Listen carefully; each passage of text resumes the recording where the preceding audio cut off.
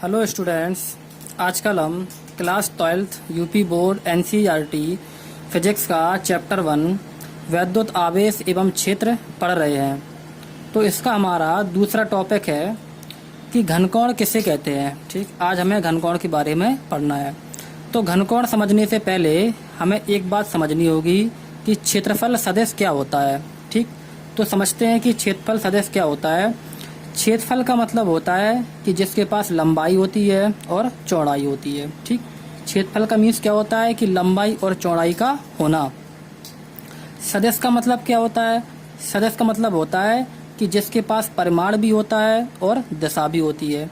तो पूरी बात समझते हैं। क्षेत्रफल का मतलब हुआ कि जिसके पास लंबाई होगी और चौड़ाई होगी वो क्षेत्रफल बोला जाएगा। सदिश का मतलब होगा कि जिसके पास परिमाण होगी और दिशा होगी उसे हम सदिश बोलेंगे।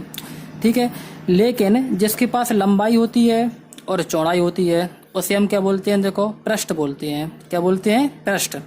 कैसे बोलते हैं? देखो, जैसे हमारे पास एक किताब है। क्या है? किताब। जैसे ये सामने हमारी किताब बनी हुई है, तो किताब में देखो दो चीज़ें होती हैं। क्या होती हैं? दो चीज़ें। एक तो लंबाई होती है और एक क्या होती है? देखो, चौड़ाई होती है। ठीक, इनकी हमारी लंबाई होती है और ये हमारी चौड़ाई होती है। तो जिसके पास लंबाई और चौड़ाई होती है उसे क्या बोला जाता है? पृष्ठ बोला जाता है। ठीक, और सदिश का मतलब होता है कि उसके पास परिमाण भी होना चाहिए और दिशा भी होना चाहिए। तो एक बात तो समझ में आती है कि हमारा जो क्षेत्रफल सदिश है वो किस में मिलेगा? हमें क्षेत्रफल सदिश हमें किसी पृष्ठ में मिलेगा। किस मिलेगा? पृष्ठ। जैसे कि कुछ भी हो सकता है, हमारी बुक हो सकती हैं या हमारा जो टेबल है, टेबल भी हो सकता है। हम जो है व्हाइट बोर्ड पर पढ़ते हैं तो हमारा व्हाइट बोर्ड भी एक पृष्ठ हम ले सकते हैं। जो इसके पास पृष्ठ होगा उसी के पास क्षेत्रफल सदिश होगा। ठीक, अब पूरी भाषा में हम समझते हैं कि जैसे यहाँ पर परिमाण का मतलब क्या होता है और दिशा का मतलब क्या होता है, ये चीज़ें हम समझते हैं। परिमाण का मतलब होता है कि जिसके पास संख्यात्मक मान होता है। संख्यात्मक मान से मतलब होता है जिसके पास संख्या होती है, और दूसरी बात जिसके पास मात्रक होता है। ठीक, परिमाण में दो चीज़ें होनी आवश्यक होती हैं, एक तो संख्यात्मक मान और दूसरा मात्रक। ठीक, जैसे हमने कहा कि हमारी जो किताब है या कोई भी चीज़ है उसका जो पृष्ठ क्षेत्रफल है वो कितना है? देखो, 100 मीटर स्क्वायर है। क्योंकि जो क्षेत्रफल है वो क्या है? स्क्वायर में नापा जाता है। जैसे मीटर स्क्वायर हो गया, सेंटीमीटर स्क्वायर हो गया, इन चीज़ों में जो है क्षेत्रफल नापा जाता है। तो हमने मान लिया कि हमारी जो है किसी भी चीज़ का जो पृष्ठ क्षेत्रफल है वो 100 मीटर स्क्वायर है। तो समझते हैं कि इसमें जो है पूरी बात कैसे होती है। 100 का मतलब क्या होता है? 100 का मतलब होता है कि यहाँ पर 100 हमारा संख्यात्मक मान हो गया। ठीक, मीटर स्क्वायर क्या होगा? मीटर स्क्वायर हमारा मात्रक हो गया। कैसे हो गया? क्योंकि हम क्षेत्रफल जो होता है उसको हम किस में मापते हैं? मीटर में, यानी कि मीटर स्क्वायर में मापते हैं। तो जो मीटर स्क्वायर होगा वो हमारा मात्रक हो जाएगा और यहाँ पर 100 लिखा हुआ है वो हमारा संख्यात्मक मान हो जाएगा। तो जिसके पास ये दो चीज़ें होती हैं वही हमारा जो है परिमाण कहलाता है। तो पूरी बात हमने क्या समझी कि कोई हमसे पूछेगा कि क्षेत्रफल सदिश क्या होता है तो हमें बताना है कि क्षेत्रफल सदिश किसी पृष्ठ के पास होता है। ठीक, जिसके पास लंबाई और चौड़ाई होगी उसी के पास जो है वो क्षेत्रफल सदिश होगा। सदिश का मतलब क्या होता है? जिसके पास परिमाण होगी और दिशा होगी। इससे एक बात समझ में आती है कि हमारा जो क्षेत्रफल सदिश होता है वो कैसी है? देखो, एक सदिश राशि है। कैसी है? सदिश, यानी कि क्षेत्रफल हमारी सदिश राशि होगी। अब हमें पता है कि जो क्षेत्रफल होता है उसे हम ए के द्वारा दर्शाते हैं। किसके द्वारा? ए के द्वारा हम दर्शाते हैं। अब क्षेत्रफल सदिश की बात की जा रही है तो उस पर वेक्टर लगाना पड़ेगा। क्यों लगाना पड़ेगा? क्योंकि जो हमारा वेक्टर यानी कि तीर होता है उसमें दो चीज़ें होती हैं। तीर का जो ए वाला हिस्सा होता है वो क्या बताता है? देखो, ए वाला हिस्सा परिमाण के बारे में बताता है। किसके बारे में बताता है? परिमाण के बारे में बताता है। और हमारी जो नोक होती है, तीर की जो नोक होती है, नोक हमारी दिशा के बारे में बताती है। तो हमें ध्यान रखना है कि क्षेत्रफल यहाँ पर हमें एक सदिश राशि लेकर चलना है। ठीक है, और किसके पास होगी? तो पृष्ठ के पास होगी। अब समझते हैं कि जो हमारा क्षेत्रफल होता है उसकी दिशा कहाँ पर होती है। ठीक, जो क्षेत्रफल सदिश होता है उसकी दिशा कहाँ पर होती है? तो हमें याद रखना है कि जो क्षेत्रफल सदिश होता है उसकी दिशा किसी भी पृष्ठ की, यानी कि जो हमारा पृष्ठ की दिशा बोल रहे हैं या हम जो है क्षेत्रफल सदिश बोल रहे हैं, चलो एक बात हम बता देते हैं कि हमारा जो क्षेत्रफल सदिश होता है, जो क्षेत्रफल सदिश होता है, उसी को हम एक दूसरा नाम भी देते हैं। क्या होता है देखो, पृष्ठ क्षेत्रफल भी कहते हैं। क्या कहते हैं? पृष्ठ क्षेत्रफल। तो चाहे हम जो है क्षेत्रफल सदिश बोलें, चाहे हम पृष्ठ क्षेत्रफल बोलें, वो एक ही बात होती है। ठीक, तो हमें याद रखना है कि हमारा जो क्षेत्रफल सदिश होता है उसकी दिशा कहाँ पर होती है? उसकी दिशा पृष्ठ के लंबवत बाहर की ओर होती है। कैसी होती है? पृष्ठ के लंबवत बाहर की ओर। कैसे? देखो ध्यान से देखेंगे। जैसे हमने ले लिया कि ये हमारा देखो क्या है, एक पृष्ठ ले लिया, यानी कि हमारा जो हाथ है, हाथ हमने एक पृष्ठ ले लिया। अब कोई पूछता है कि इस पृष्ठ की दिशा कहाँ पर होगी, तो हमें बताना है कि पृष्ठ के लंबवत जो है वो बाहर की ओर। कहाँ? पृष्ठ के लंबवत बिल्कुल सीधे जो है वो बाहर की ओर होती है। जैसे हमने इस प्रकार से जो है हाथ रख दिया, मान लेते हैं कि हमारा हाथ जो है वो पृष्ठ है। तो अब कोई पूछेगा कि पृष्ठ की दिशा कहाँ पर होगी, तो हमें बताना है कि बिल्कुल जो है लंबवत होगी बाहर की ओर। कैसी होगी? पृष्ठ की दिशा जो है बिल्कुल लंबवत बाहर की ओर होती है। ठीक, इतनी बात हमें सीखनी है। जैसे यहाँ पर देखो ये पृष्ठ हमने रखा है इस प्रकार से, जो हमने ये वाला यहाँ पर पृष्ठ रखा हुआ है वो हमने इस प्रकार से रखा हुआ है। तो इसके हम पूछते हैं कि इस वाले पृष्ठ की दिशा कहाँ पर होगी, तो हमें बताना है कि लंबवत जो है वो बाहर की ओर होगी। क्या होगी? लंबवत बाहर की ओर होगी। अब देखो यहाँ पर क्या है कि हमने पृष्ठ की जो दिशा है उसे हमने जो है डीए वेक्टर के द्वारा दर्शाया है। किसके द्वारा दर्शाया है? डीए वेक्टर के द्वारा। अब समझते हैं कि इसे हमने डीए वेक्टर क्यों लिखा है। देखो, जैसे जब हम पूरा पृष्ठ लेते हैं, जैसे हमारी ये किताब है, ध्यान से देखना है, जैसे हमारे पास ये किताब है, तो हम किताब का पूरा पृष्ठ ले लें। कितना ले लें? पूरा हम पृष्ठ ले लेंगे। तो पूरा जो पृष्ठ होता है, यानी कि जो संपूर्ण पृष्ठ के बारे में अगर हम बात करते हैं तो उसे हम ए के द्वारा दर्शाते हैं। किसके द्वारा? ए, यानी कि पूरे पृष्ठ के द्वारा। संपूर्ण पृष्ठ की या पूरे पृष्ठ की जब बात की जाएगी तो उसे हम ए के द्वारा दर्शाएंगे। ठीक, और जब भी कोई छोटे से पृष्ठ की बात की जाएगी या सूक्ष्म या अल्पांश पृष्ठ की बात की जाएगी, कैसे? छोटे पृष्ठ के बारे में कहा जाए, ठीक, जैसे कोई अल्पांश पृष्ठ के बारे में कहा जाए तो उसे हम डी के द्वारा दर्शाते हैं। किसके द्वारा? डी। यानी कि अब छोटे की बात की जाती है तो उसी चीज़ में डी को लगा दिया जाता है। किसको लगा दिया जाता है? डी को। जैसे ध्यान से देखना है, जैसे हमारे पास एक किताब है, अगर हम पूरे किताब के क्षेत्रफल की बात करेंगे तो उसे हम ए के द्वारा दर्शाएंगे। ठीक है, और अगर हम ऐसा बोलें कि किताब का हमें इतना सा हिस्सा लेना है, छोटा सा, ध्यान से देखना है, इस किताब का हमें इतना सा हिस्सा छोटा सा लेना है, तो इस छोटे से हिस्से को दर्शाने के लिए हम उस क्षेत्रफल के साथ डी को लगा देंगे। किसको लगा देंगे? उस क्षेत्रफल के साथ हम डी को लगा देंगे। तो जो किसी भी चीज़ का जब छोटा पृष्ठ लेना होता है तो उसे हम डी ए के द्वारा दर्शाते हैं। जब पूरा हमें क्षेत्रफल लेना होता है तो उसे हम ए के द्वारा दर्शाते हैं। ठीक, इतनी बातें हमें समझनी है। आगे देखते हैं कि ऐसे यहाँ पर क्या था कि हमने इस प्रकार से पृष्ठ लिया था, तो इसकी दिशा देखो यहाँ पर होगी, पृष्ठ से बाहर जो है लंबवत बाहर की ओर। अब क्या है कि इस वाले चित्र में हमने पृष्ठ को थोड़ा सा झुका दिया है इस तरह से। ठीक, थोड़ा सा जो है पृष्ठ को झुका दिया है इस तरह से। तो अब इस तरह से झुक जाएगा तो इसकी जो दिशा होगी वो पृष्ठ के बाहर लंबवत इस ओर होगी। देखो जहाँ पर हम पेन किए हुए हैं। ठीक, तो देखो दर्शाया गया है। इतनी बात समझते हैं। अब जो तीसरे नंबर का चित्र बना हुआ है, इस चित्र में हमने जो पृष्ठ लिया है वो इस प्रकार से लिया है। कैसा लिया है? इस प्रकार से। तो क्या होगा कि इस प्रकार से लिया हुआ है तो यहाँ पर जो हमारी पृष्ठ की दिशा होगी वो लंबवत नीचे की ओर होगी। कहाँ की ओर? नीचे की, क्योंकि बाहर साइड वो इसी ओर पड़ रहा है। तो कहाँ होगी? देखो नीचे की ओर।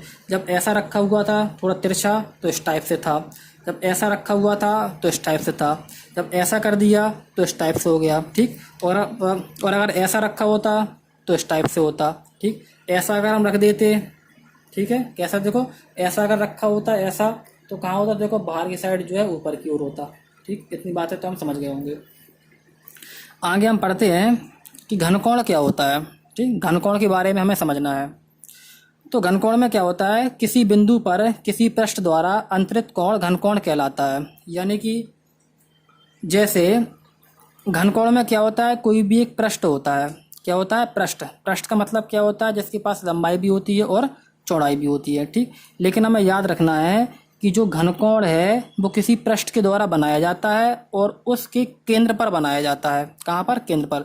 जैसे आपने फुटबॉल देखी होगी, ध्यान से समझना है, समझ में आ जाएगा।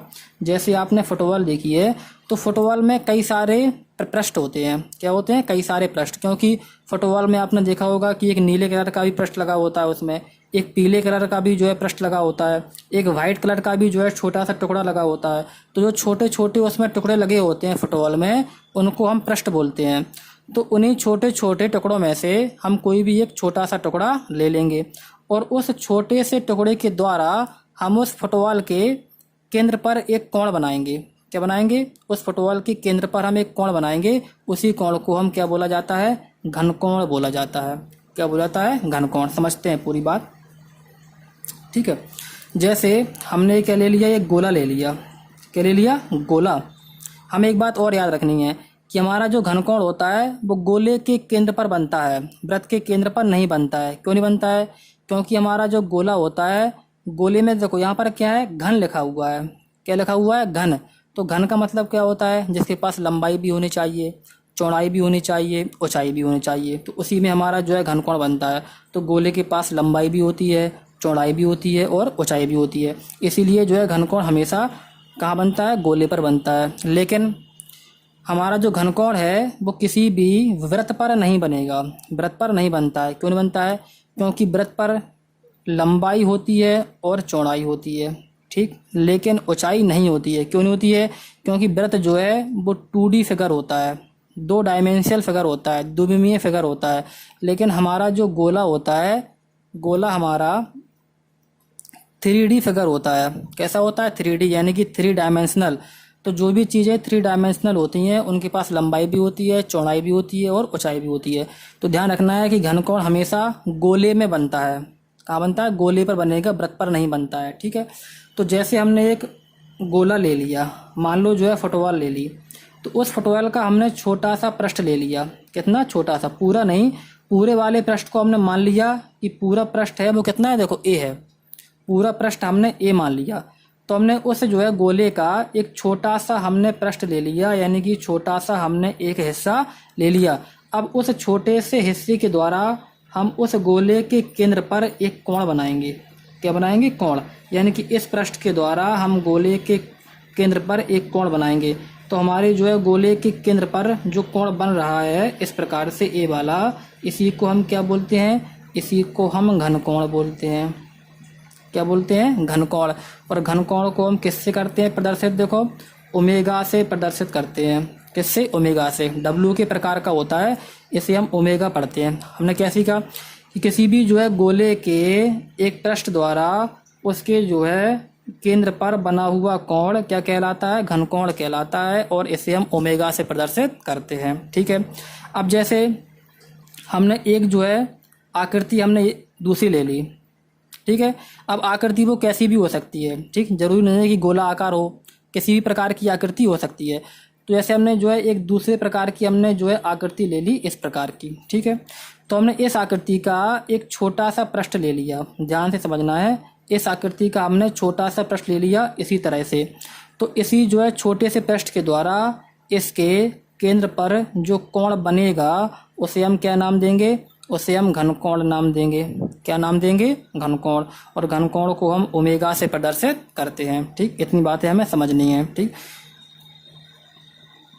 तो हम समझ गए हैं कि घनकोण क्या होता है। घनकोण का मतलब होता है कि किसी भी पृष्ठ के द्वारा उसके जो है केंद्र पर बना जो कोण होता है उसे हम घनकोण कहते हैं, ठीक। अब हम देखते हैं कि घनकोण का हमारा फॉर्मूला क्या होता है।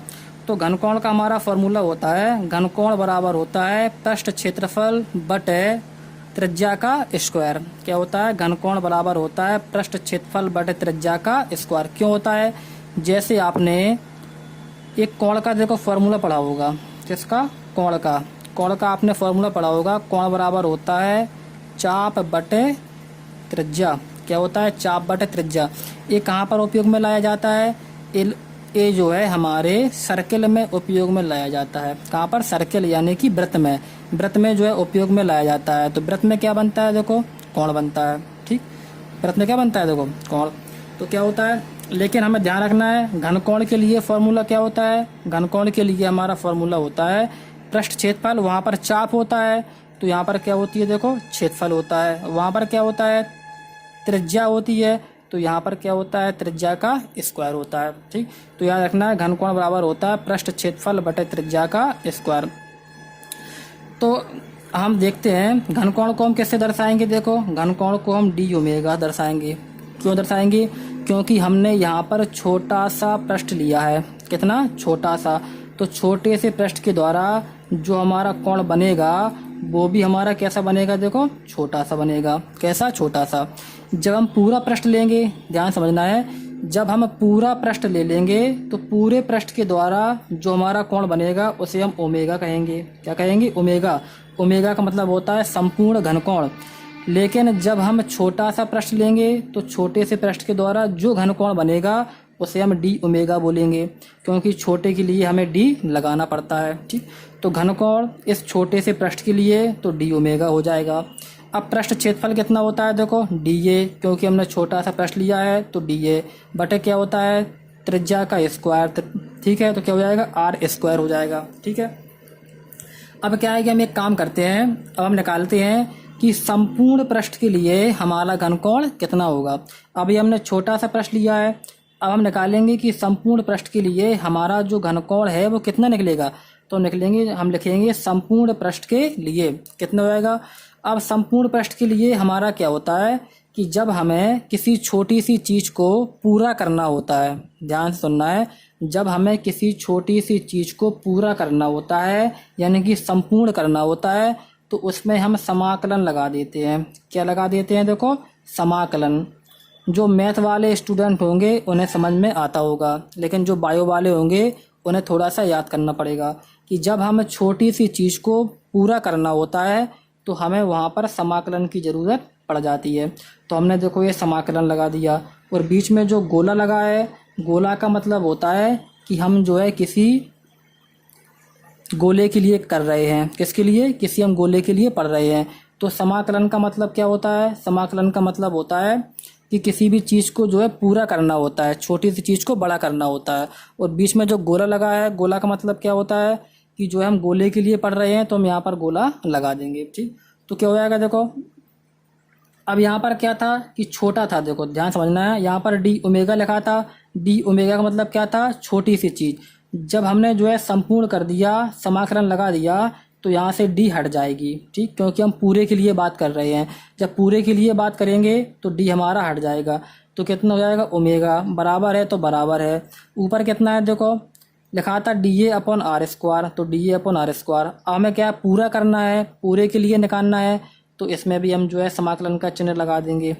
ठीक है, हम देखते हैं यहाँ से क्या निकलेगा, ओमेगा यानी कि संपूर्ण घनकोण बराबर है तो बराबर का हम साइन लगा देंगे।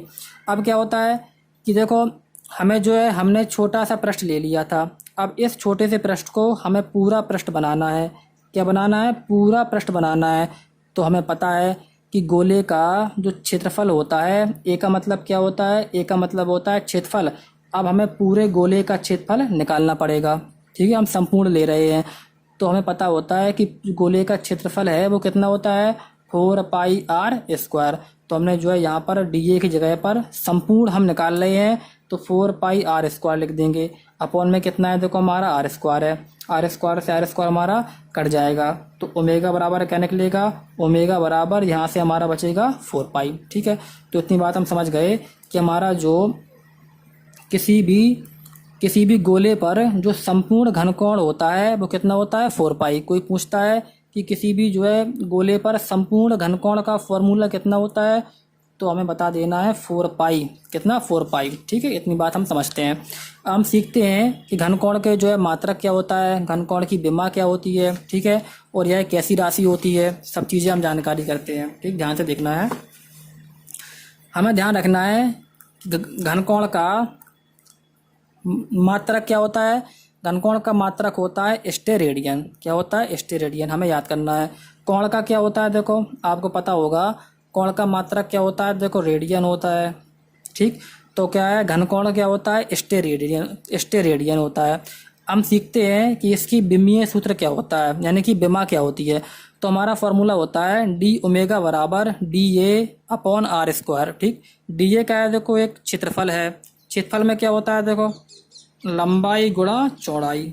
ठीक है, लंबाई का मतलब भी एल होता है चौड़ाई का मतलब भी एल होता है, तो एल एल मिलेंगे तो एल स्क्वायर बना लेंगे। नीचे का है देखो आर स्क्वायर, आर भी हमारी क्या होती है, लंबाई होती है, तो क्या है आर स्क्वायर यानी कि एल गुणा एल, ठीक। तो ये भी देखो हमारा एल स्क्वायर बन जाएगा। तो एल स्क्वायर क्या है, एल स्क्वायर एक किस्म से कैंसिल हो जाएंगे, लेकिन कैंसिल किए नहीं जाते हैं, घातों को हम ऊपर ले जाएंगे, पर घातें जो है आपस में घट जाएंगी और आंसर हमारा कितना आएगा, देखो एक आएगा। कितना आएगा, एक। तो क्या हमें ध्यान रखना है कि हमारा जो घनकोण होती है वो हमारी कैसी राशि होती है, देखो विमाहीन राशि होती है। कैसी होती है, विमाहीन, यानी कि एक का मतलब क्या होता है कि इसकी कोई भी विमा नहीं होती है, ठीक है। और हमें ध्यान रखना है कि राशि कैसी होती है, तो बताना है कि पूरक अदिश राशि होती है। कैसी होती है, पूरक, ठीक है। अब क्या है कि हम समझते हैं कि हमने जो मात्रक लिया था यहाँ पर स्टेरेडियन, तो इस स्टेरेडियन की परिभाषा क्या होती है, ठीक। एक स्टेरेडियन की परिभाषा क्या होती है, अगर हमसे कोई पूछता है कि एक स्टेरेडियन की परिभाषा क्या होती है, तो हमें क्या बताना है। तो क्या है, इसके लिए काम करना पड़ेगा। हमारा फॉर्मूला होता है डी ओमेगा बराबर D A upon R square, ठीक है। अगर हम एक काम कर दें कि हमारा जो पृष्ठ क्षेत्रफल है डी ए, इसे हम जो है आर स्क्वायर के बराबर कर दें। किसके, आर स्क्वायर, यानी कि त्रिज्या का स्क्वायर। अगर हम पृष्ठ क्षेत्रफल को आर स्क्वायर के त्रिज्या के स्क्वायर के बराबर कर देते हैं तो हमें एक स्टेरेडियन की परिभाषा मिल जाएगी। कैसे मिलेगी, देखो ध्यान से देखना है। जैसे देखो यहाँ पर क्या लिखा है, देखो यहाँ पर गलत लिखा हुआ है, सही कर लेंगे। डी ओमेगा है यहाँ पर, ठीक। डी ओमेगा बराबर डी ओमेगा बराबर, ठीक है, सही कर लेंगे। अब क्या है, देखो ध्यान देना है, यहाँ पर लिखा हुआ है डी ओमेगा बराबर D A upon R square. अगर जो है ये दोनों चीज़ें बराबर हो जाएं, ये दोनों चीज़ें बराबर हो जाएं, जैसे कि हमने मान लिया है कि हमारा जो क्षेत्रफल है वो भी 1 मीटर स्क्वायर है और हमारी जो रेडियस है वो भी हमारी 1 मीटर स्क्वायर है, तो ये दोनों क्या है, देखो आपस में कैंसिल हो जाएंगे और हमारा जो डी ओमेगा है वो कितना निकलेगा, देखो एक स्टेरेडियन निकल आएगा। इसका मतलब क्या है कि हमारा जो पृष्ठ क्षेत्रफल है और हमारा जो रेडियस है वो आपस में अगर बराबर हो जाएं तो हमें जो है एक स्टेरेडियन की परिभाषा मिल जाती है। अब हम इसे जो है कैसे मतलब व्याख्यान करेंगे, ऐसे करेंगे, जब किसी गोले का पृष्ठ क्षेत्रफल, ध्यान देंगे, जब किसी गोले का जो पृष्ठ क्षेत्रफल होता है वो उसकी रेडियस के वर्ग के बराबर होता है। ध्यान सुनेंगे, जब किसी गोले का पृष्ठ क्षेत्रफल रेडियस के यानी कि रेडियस के वर्ग के बराबर होता है